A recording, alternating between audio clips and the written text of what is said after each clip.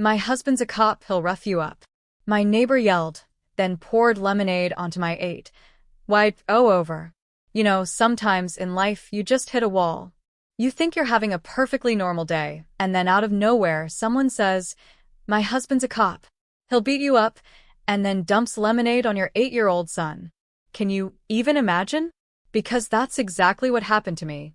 And what I did next, well, let's just say it made her entire life unravel.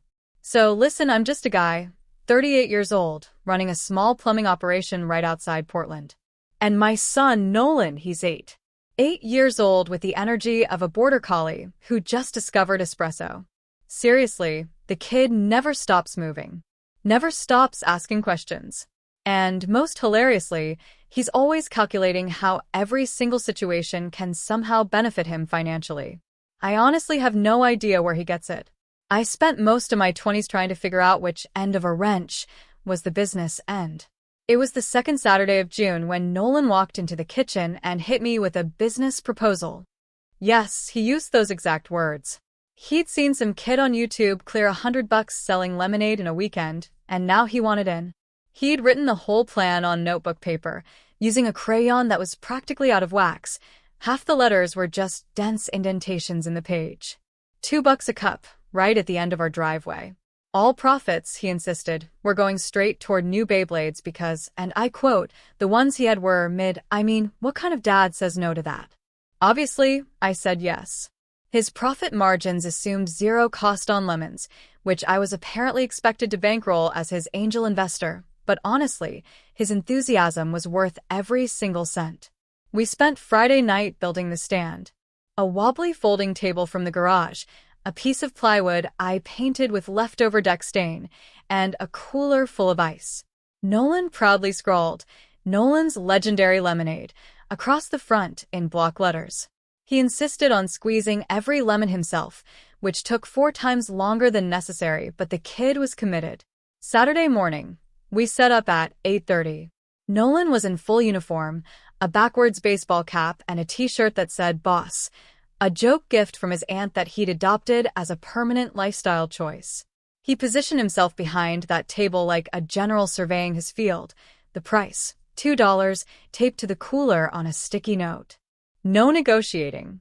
The kid had already decided he wasn't running a charity. He even had a customer log and a composition notebook. Every sale got a timestamp and a tally mark, like he was managing inventory for a warehouse, not a card table with some lemons on it. By noon, he'd sold 14 cups. The neighborhood was treating him like a local celebrity.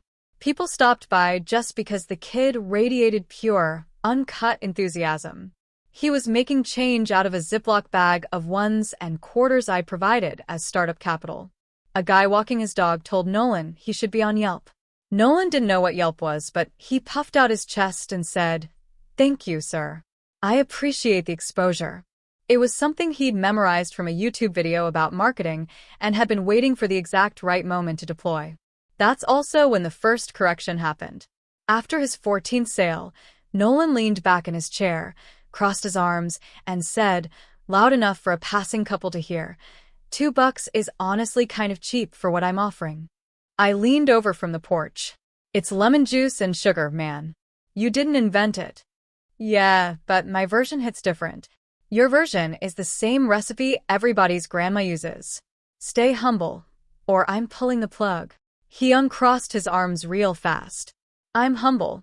I'm very humble. Then, quieter. But it does hit different, though. 8 years old and already needing ego management. But the kid was polite. He looked people in the eye. He made change correctly. And he said thank you every single time. Everything I'd spent years teaching him was showing up in real time. I sat on that porch, watching him work, and I felt something I don't even have a word for. Pride doesn't quite cover it. Then Tanya showed up. Tanya lived 4 houses down. Mid-40s, bleached hair that always looked one bad decision away from snapping off entirely. Real estate agent, white Lexus SUV, vice president of the HOA, and a Nextdoor account with more posts than a town crier. She had opinions about everything. The length of your grass, the color of your mailbox, whether your very existence was up to her standards. Her daughter, Peyton was 9, quiet, a little awkward, always standing slightly behind her mom, like she was waiting for instructions. I always felt bad for Peyton. Good kid stuck in the orbit of a woman who treated every social interaction like a campaign stop. Tanya walked up to Nolan's stand around 1 p.m., Peyton trailing behind her. Peyton drank a cup, smiled, said it was good. Nolan beamed. Tanya said nothing, just watched Peyton finish, then turned and walked back toward her house without a word. Cold, but Tanya ran cold by default. I thought that was the end of it. I was wrong. 3 hours later, she was back. Not browsing this time. On a mission. She marched up the sidewalk like she was leading a battalion, Peyton half jogging behind her, looking utterly confused. Nolan was counting his money, $38, losing his mind about it, and he looked up with that wide-open kid face that hasn't learned to read danger yet. "Your lemonade made my daughter sick," Tanya declared. Not a question, not a concern, but a declaration. Loud enough that the neighbors across the street looked up from their garden, and the couple walking their dog actually stopped. I was on the porch, about 20 feet back, and I stood up and walked over. Didn't rush. "What do you mean, sick?" "Stomach cramps since she drank that." She pointed at the cooler like it was a biohazard. "What did you put in it?" "Lemons, sugar, water," I said. "Same recipe, since roughly forever." She didn't like that. She picked up one of Nolan's paper cups, sniffed it like a sommelier rejecting a wine, and then, slowly, deliberately, dumped it onto the sidewalk. Something in there isn't right. You can't just sell food to children without any kind of oversight. Nolan froze. He looked at me, his eyes wide. I gave him a small nod. Asterisk, stay calm. "I got this." Asterisk, Tanya, I said. "Kids get stomach aches. It's 90 degrees out." She probably had 3 popsicles before she got here. Tanya's face went tight. She reached for the pitcher, the half-full one sitting right in the center of Nolan's table, grabbed a handle, and started pulling it toward herself. And, in that split second, I saw exactly where this was going. She was going to dump it. On the stand. On Nolan's money. On the sign he'd painted. On my kid. I stepped forward. Got my hand on the pitcher at the same time she did. Pulled it back toward me. She yanked harder. I held firm. Then she leaned forward across the table, practically lunging into Nolan's space, her chest against the edge. And I did the only thing that made sense in that half-second. I tilted the pitcher and let gravity do the rest. Over Tanya. All of it. Down her blouse, across her white capris, pooling in her sandals. 3 cups worth of lemonade. Gravity-assisted, delivered with the precision of someone who works with pipe fittings for a living. The entire street went dead silent. Peyton's mouth was open.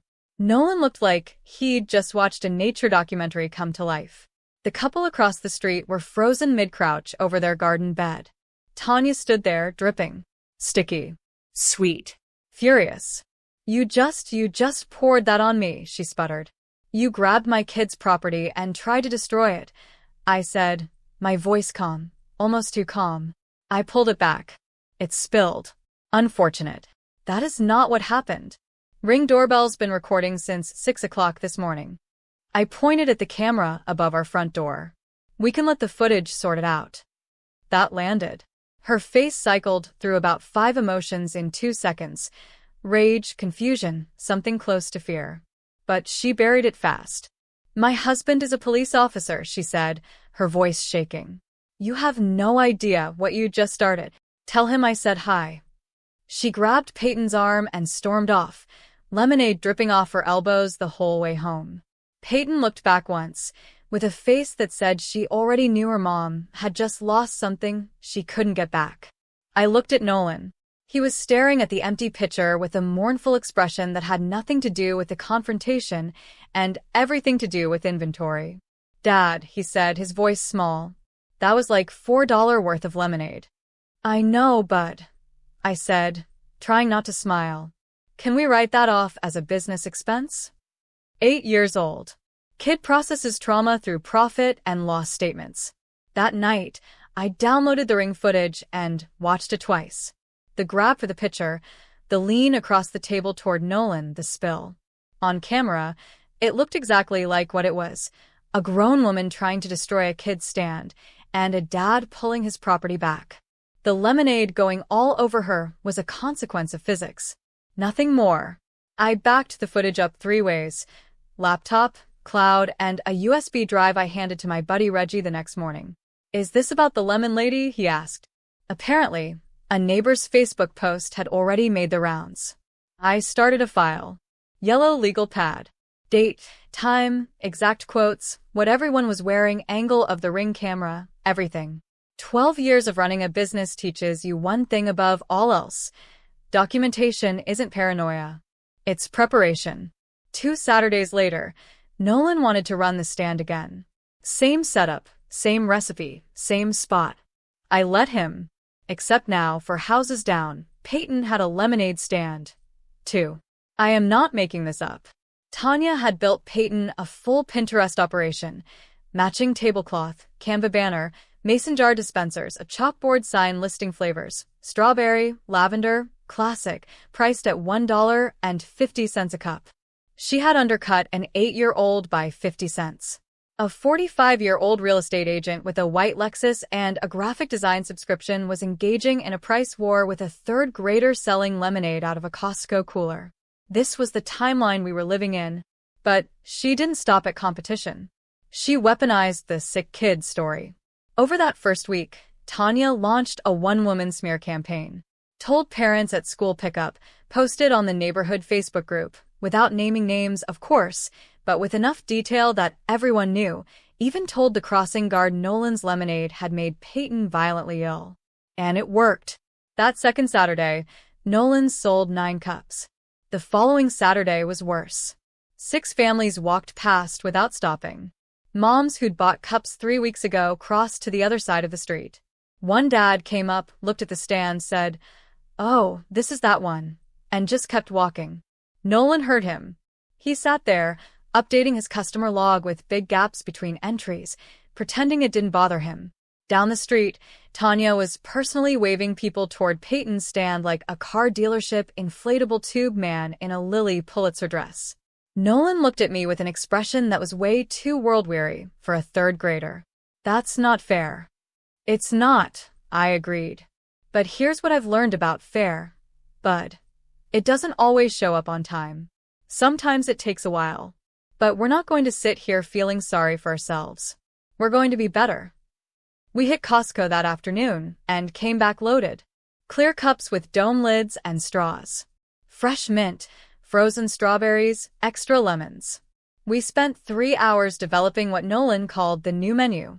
Classic over crushed ice. Strawberry mint, Nolan's invention, tasted like summer in a cup. And the nuclear option, extra sour with double lemon and a pinch of salt that made your face involuntarily pucker. Nolan named it, taste tested it, approved it with a dead serious nod like a chef on a competition show. We raised the price to $2.50 and added a loyalty card. Buy 5, get 1 free. Printed on cardstock, hole punched by Nolan because he said it looked more official. He wasn't wrong. Then came the petty move. I sat down one night after Nolan went to bed and designed what I can only describe as the most professionally unnecessary document in the history of children's beverages. I called it the Nolan's Legendary Lemonade Official Compliance Sheet. Laminated, mounted on cardboard, and zip-tied to the front of the stand. It listed seasonal vendor permit number once I got it, more on that in a second. Full ingredient disclosure: lemons, sugar, water, ice. That's it. Hand sanitizer station present and operational. Last health department inspection result: no violations found. Customer satisfaction rating: 5.0 stars based on 29 verified transactions. And at the very bottom, in small, professional italics, asterisk, this stand is not FDA approved. Neither is your aunt's potato salad, but nobody's filing complaints about that. Asterisk, I also pulled an actual seasonal vendor permit from the city.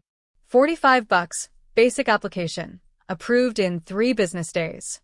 Completely unnecessary for a kid's lemonade stand, like putting a racing stripe on a tricycle. but now it was laminated and mounted right next to the compliance sheet. Nolan thought the compliance sheet was the greatest thing ever created. He started telling customers about it unprompted. "We're fully permitted and compliant," he'd say, pointing at the laminated cards like he was pitching investors. "Our competitor down the street is not." He'd lean in and whisper that last part. I had to pull him aside. "Hey, we don't trash talk a 9-year-old stand. Peyton's not the problem." "I didn't say Peyton," Nolan corrected me. "I said competitor." Fine. But I'm still pointing at the compliance sheet. The kid was getting a little too comfortable with winning. But I let the compliance sheet stay because, and I cannot stress this enough, it was doing exactly what I designed it to do. It made Nolan's stand look like a certified operation, and it made Tanya's Pinterest setup look like exactly what it was, an ego project dressed up as a child's business. The next Saturday, Nolan's stand opened with a new menu board, a tip jar, the compliance sheet, the laminated permit, and a cooler that looked like it belonged at a farmer's market. This sick kid, rumor had started dying under the weight of zero evidence and the counter-testimony of Peyton herself, who'd been overheard at school telling a friend, "I wasn't even sick." My mom just said that. Kids are terrible secret keepers. Nolan sold 31 cups. The following weekend, 42. The nuclear option was the top seller. Down the street, Peyton's stand had dried up. Tanya's approach was all presentation and zero soul. Peyton was running someone else's business plan. And once the pity angle stopped working, so did the traffic. Peyton had been spotted riding her bike looking relieved, which told you everything about whose dream that stand had actually been. The compliance sheet drove Tanya insane. I know because a neighbor told me Tanya had been photographing it and texting people about how smug it was. She called the HOA. She called the city clerk. She called the county health department. An inspector showed up, looked at Nolan squeezing lemons into a pitcher, looked at the hand sanitizer, looked at the laminated permit, and said, "This is the complaint?" He bought a nuclear option on his way out. Nolan charged full price. The following Monday, I got a formal email from the HOA requesting I cease all activity pending a review at the next board meeting. CC'd to the full board. Subject line: Unpermitted commercial activity. Resident complaint. 3 guesses who filed it. First 2 don't count. I called the city clerk's office the same day. The woman who answered actually laughed. She emailed me the city's official guidance on residential sales by minors, which basically said, kid stands are fine as long as it's not blocking sidewalks, selling cooked food, or turning into a weekend farmer's market. I forwarded that email to the full HOA board and politely asked if they'd like to send the same guidance to Tanya regarding her undocumented copycat setup, which had been running without so much as a sticky note of authorization. I'm a contractor. I deal with permit offices and compliance departments every week. Tanya had brought a passive-aggressive email to a regulatory warfare fight. The HOA dropped it in 48 hours. The president, a retired guy who mostly just wanted to fish and watch Jeopardy in peace, sent me a private email. Between us, we know who filed that. Sorry for the hassle. Your boy makes a damn good lemonade, by the way. Then Tuesday evening, a knock at my door. Derek. Tanya's husband. County Sheriff's Department, Patrol Division. Civilian clothes, jeans, polo, tired eyes. Dude looked like every year of that marriage had aged him double. I stepped outside and closed the door behind me. Nolan was in his room playing video games. I didn't want him hearing this. I'm Derek, Tanya's husband. I know who you are, I said. He sighed. Not a threatening sigh at first, more rehearsed, like he'd practiced this in the truck on the way over. Look, she gets heated sometimes. I think this whole situation got out of hand, and it'd be best for everybody if we just let it settle down. You know how neighborhoods work. If we just what, Derek? His tone shifted. Subtle, but deliberate. The way someone applies pressure and pretends they're not. I'm just saying. Permits get looked at. Complaints have a way of sticking around. Things get complicated when people push too hard on stuff like this. Nobody wants that. From somewhere behind him, their house, for doors down, I could hear Tanya's voice carrying through the evening air. Muffled, but unmistakable. She was on their front porch, phone to her ear, loud enough that Derek's jaw tightened when the sound hit. Something about, tell him what happens if he doesn't drop it. I let Derek's words hang in the air for a beat. Then I said, Derek, your wife tried to destroy my kid's stand on camera. She's been running a slander campaign against an 8-year-old. She threatened me with your badge. And I've documented every single piece of it. Footage, dates, exact quotes, everything. It's backed up in 3 places, one of which is not in this house. Derek's entire demeanor changed, like somebody hit a switch. The veiled pressure disappeared, and suddenly he was choosing every word like a man who just remembered his training on recorded statements. I never told her to say any of that, he said carefully. That's between you and her. But the police report stays, I countered. The footage stays. And if she comes near my son again, I'm filing for a restraining order. He stood there for a long time processing. Then, quietly, what would it take to make this go away? It's not going away, Derek. It's going on the record. He nodded slowly. Didn't argue. Walked back to his truck and sat in the driver's seat for a good 30 seconds before starting the engine, just staring at his steering wheel like a man running through every decision that got him to this exact parking spot in life. Derek wasn't at the end of his rope. He'd been past the end for a while and was just free-falling. Not my problem. My problem was his wife. Nolan had cleared over $120 and was already talking about expanding into cookies and, in his words, maybe a rewards app if you can figure out the technology. Dad, I told him, focus on operations before scaling. He said, that's what I'm doing. This is phase 2. I don't know where he learns these phrases. Tanya was still swinging. A next-door thread. Unsanitary food vendors in our neighborhood. Should we be concerned? The retired firefighter down the street responded, Lady, it's a kid selling lemonade. Relax. 47 likes. Tanya's post got 2. One was her own account. Noise complaints.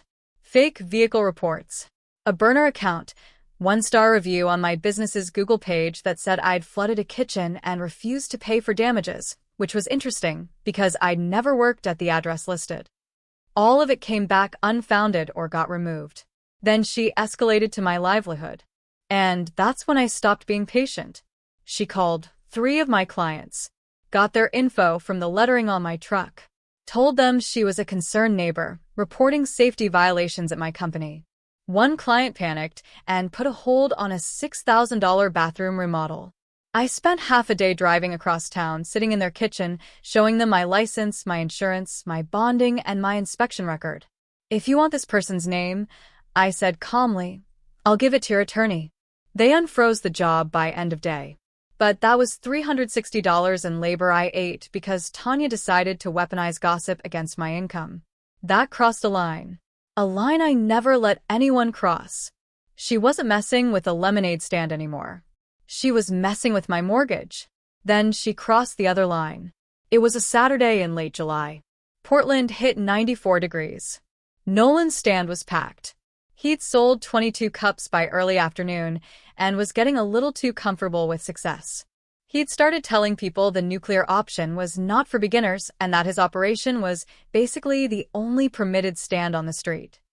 Technically true, but delivered with the energy of a kid who needed to be humbled.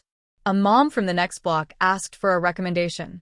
And Nolan actually said, depends on your palate. I almost got up right there. Then he told a dad who asked if he could get a cup for $1.75 that we don't do discounts. This is a premium product. I called him over. Nolan, you're selling lemonade out of a Costco cooler, not running a Michelin star restaurant. Be grateful people are coming. Be nice about it. I am nice. You just told a grown man your lemonade is premium. It is though, Nolan muttered, looking at his shoes. Fine. I'll be more humble. He went back to the stand and offered the next customer a free sample with a smile. Good kid, underneath the CEO energy. Just needed guardrails sometimes. I was on the porch, about to correct him, when Tanya came down the sidewalk. Alone this time. No Peyton, no pretense. She walked straight to Nolan's table and, without a word, picked up his tip jar, about $11 in it, and dumped the coins onto the ground. Nolan scrambled off his chair to pick them up. Then she grabbed a lemon from his supply bag and threw it at my kid. It hit Nolan in the chest.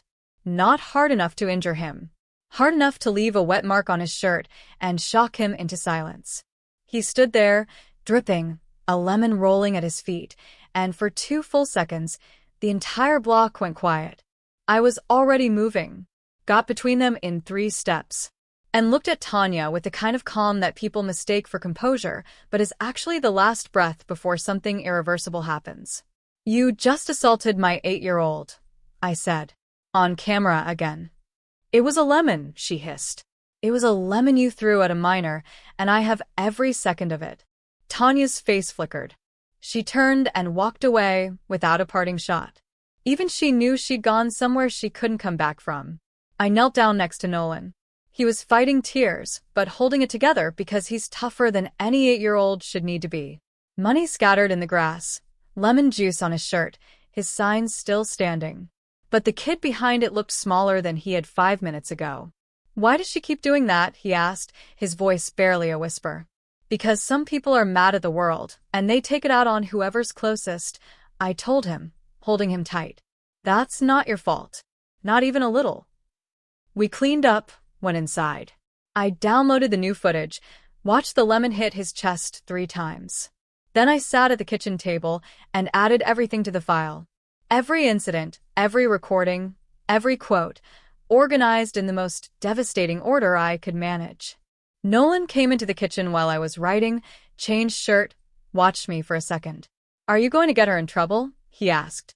"I'm going to make sure she can't do this to you. Or anyone else." He thought about it. "Okay. Can I have mac and cheese?" That kid is unbreakable. I filed a formal complaint with the county sheriff's department. Not against Derek specifically, but about his wife repeatedly using his badge to intimidate people. I cited the voicemail Tanya had left me the previous month, 2 minutes starting with, "You think you're so clever," and ending with, "Derek is going to make your life a living hell." I cited the grocery store parking lot recording where she'd cornered me, called me a bad father, and said Derek had friends in the department who could make things difficult. I cited every incident where she'd invoked his badge as a threat. Every sentence factual, every claim documented, just the facts arranged to do maximum structural damage. That complaint landed on an internal affairs desk on a Friday afternoon. By Monday morning, Derek had been called in for a conversation with his supervisor. I know because Derek showed up at my door again. Same tired eyes, but this time, he looked broken. Like wreckage he'd been trying to hold together for years had finally given way under its own weight. "I need you to understand," he said, his voice flat. "I never threatened you. I never told her to say those things. I didn't know about the voicemails until the department played them for me." "I believe you," I said. And I meant it. Derek's problem wasn't malice. It was cowardice. He'd spent years letting Tanya throw his badge around because it was easier than telling her to stop. He never explicitly threatened anyone. He just never told her she couldn't use his name as a weapon. And there's a word for that kind of silence. But she said them. I continued, my voice firm. Multiple times. On record. "And your department needs to know. Because if she does it to someone else and there's no paper trail, that's on everyone who stayed quiet." Long pause. "Then, she's going to lose it when she finds out about the review." "Not my problem, Derek." "I know." Another pause. "I'm filing for separation." I didn't respond to that. Nothing to say. The man had been drowning for years. Tanya was the anchor. 2 weeks later, a moving truck in front of their house. Derek and Peyton loading boxes. Tanya nowhere in sight. Derek moved Peyton into an apartment closer to his station. Filed for divorce the same week. Tanya was alone in that house, and spiraling. A 14-paragraph next-door rant about toxic masculinity in our community. So, obviously about me, that 6 people reported it. Taken down. Reposted. Taken down. A shorter version accusing the moderators of silencing women's voices. Also removed. She showed up at the September HOA meeting and tried to get my permit revoked. The president shut her down in front of the room. That permit was issued by the city. We have zero authority over it. You'd have more luck revoking his driver's license. 3 board members were visibly trying not to laugh. Then she lost a listing. A big one. 4-bedroom in the nicest part of the neighborhood. The kind that makes a suburban agent's entire quarter. The sellers fired her after she showed up 20 minutes late and visibly agitated, then got into a phone argument in the driveway while the buyers were touring inside. Her managing broker gave her a formal written warning. One more incident, and she'd be looking for a new brokerage. Everything she touched turned to ash, and every bit of it was self-inflicted. I just documented what she did, responded proportionally, and let her own behavior do the heavy lifting. October. Stan packed up for the season. Nolan made $312 over the summer, which he split between his Beyblade fund and a savings account I helped him open at the credit union. He told the teller he was reinvesting in next season. She almost cried. Then a letter from the county courthouse. Tanya had filed a small claims suit. $2,000. Emotional distress, property damage, and harassment. The woman who threw a lemon at my kid left threatening voicemails, weaponized a badge, called my clients, and filed false complaints everywhere she could think of, was suing me for harassment. She showed up in a blazer and heels, looking ready to list a colonial. A folder full of printed emails and screenshots, most of which were her own Nextdoor posts somehow reframed as evidence of my campaign against her. The judge listened to Tanya for about 6 minutes. Feeling targeted, feeling unsafe. Nolan Stan described as a public nuisance, but she couldn't produce a single citation or health department finding. She tried to submit screenshots of the compliance sheet as evidence of my mocking and hostile behavior. The judge looked at the compliance sheet photo, read the potato salad line, and I swear I saw the corner of her mouth move. The only official document related to the stand was my permit, which actively undermined her case. My turn. Chronological. No emotion. No editorializing. Facts in order. The way I present project timelines to clients looking for reasons to dispute an invoice. Ring footage on a tablet. The judge watched the lemon hit my son's chest. Watched it twice. Played the voicemail. Played the grocery store parking lot recording. Presented every false complaint and its unfounded outcome, the fake Google review and its removal. The IA complaint that the sheriff's department found credible enough to act on. The judge looked at Tanya, at me, back at Tanya with an expression I can only describe as the judicial equivalent of, "Are you serious right now?" "Ma'am," the judge said, her voice dry. "Not only does your claim lack merit, but the evidence here shows a clear pattern of harassment from you, not him. Dismissed with prejudice. I'd strongly recommend consulting an attorney before filing anything else in this court, because the next judge may not be as patient as I am." Tanya's mouth opened. Nothing came out, like somebody had unplugged her operating system mid-sentence. 2 weeks later, neighborhood fall festival. Bounce houses, food trucks, pumpkin patch, HOA tent where the president sat with candy corn and the facial expression of a man doing jury duty in his own neighborhood. Nolan and I were there. Derek and Peyton were there. Half the block was there. And Tanya showed up. She looked wrecked. Not rough morning wrecked. Hasn't slept since the courtroom wrecked. Hair half done. Eyes bright in a way that means unstable. No blazer, no realtor armor. Just Tanya, raw and furious, walking like she'd been rehearsing a speech for days and finally decided everybody needed to hear it. She spotted me near a hot cocoa vendor and came straight over, like she was pulled by a magnet. Derek saw her coming. The HOA president saw her coming. Everybody saw her the way you see weather rolling across a flat highway. "You ruined my life," she said, not yelling. Almost worse. That low, shaking voice people use when they've been practicing in the mirror for 3 days straight. "You took my husband, my career. You turned this whole neighborhood against me. And for what? A lemonade stand? A stupid little lemonade stand." I set my cup down. "Tanya, I didn't take anything. You threw a lemon at an 8-year-old and tried to outsource the consequences. I just kept receipts." She shoved me, both hands square in the chest. The retired firefighter, 10 feet away holding a funnel cake, said, "Whoa," out loud. Derek stepped forward. The HOA president stood up from his candy corn table.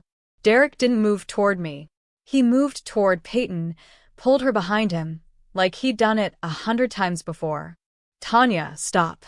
She ignored him, which told you everything about their marriage in 2 seconds. Tanya grabbed the edge of the vendor's folding table and yanked. Sample cups hit the ground. Hot cocoa splashing. Kids jumping back. The vendor stepped away and said, "Someone call this in." An off-duty local PD officer was already moving in. Calm voice. "Ma'am, you need to leave now." "You're all in on it," she screamed. All part of his little campaign. Last warning. Walk to the parking lot or you're getting cited. Tanya picked the dumbest option available. Stepped forward like she wanted to keep performing, and the officer took her by the elbow and guided her out. She ranted the whole way, loud enough for the festival to hear, about conspiracies and victimhood in a movie only she was watching. Disorderly conduct citation, trespass warning. In front of the HOA president, the retired firefighter, the mom she'd tried to recruit, and her own daughter. Derek didn't chase her, just stood holding Peyton's hand while she watched her mom get walked out like a problem everybody had been too polite to address until now. The following week, I filed the restraining order I'd been holding in reserve since the very first incident. Original footage, voicemail, parking lot recording, small claims dismissal, the shove at the festival with a dozen witnesses. The court granted a temporary order fast. Tanya could have contested it. She didn't. Either she knew she'd lose, or she couldn't sit still long enough to survive a hearing 500 feet from me, my son, and my property. Her managing broker terminated her that Monday. Between the lost listing, the written warning, and a public meltdown with a citation attached, there was nothing left to salvage. 2 weeks after the festival, a for sale sign went up in Tanya's front yard. Her former brokerage's sign, different agent's name on it. The lawn was longer than HOA regs allowed. The white Lexus was gone. The garage was mostly empty. I drove past it once, not to gloat, just to look. Then I kept driving. Nolan was in the back seat, talking about how next summer he wanted to add cookies to the menu, maybe get a real cash register, possibly hire someone. I told him to pump the brakes on hiring until he could legally sign a W-2. He said, "What's a W-2?" I said, "Exactly." A few weeks later, I ran into Derek at the hardware store. Peyton was with him, holding a bag of light bulbs and looking more relaxed than I'd ever seen her. Not jumpy, not scanning for her mom's mood. Just a kid holding light bulbs on a Saturday afternoon. Derek looked lighter, too, like someone had removed a weight he'd been carrying so long he'd forgotten what standing up straight felt like. He walked over, hesitated for a second, like he wasn't sure if I'd talk to him. I gave him a nod. "How's the boy?" he asked, a small, genuine smile finally breaking through. "Good. Planning world domination. One cup at a time." Derek almost smiled back. Almost. "Peyton wants to do a lemonade stand next summer." I looked at Peyton. She looked at me, shy, but steady.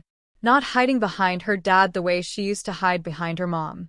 "Tell you what," I said. "Nolan could use a partner. They can split a table."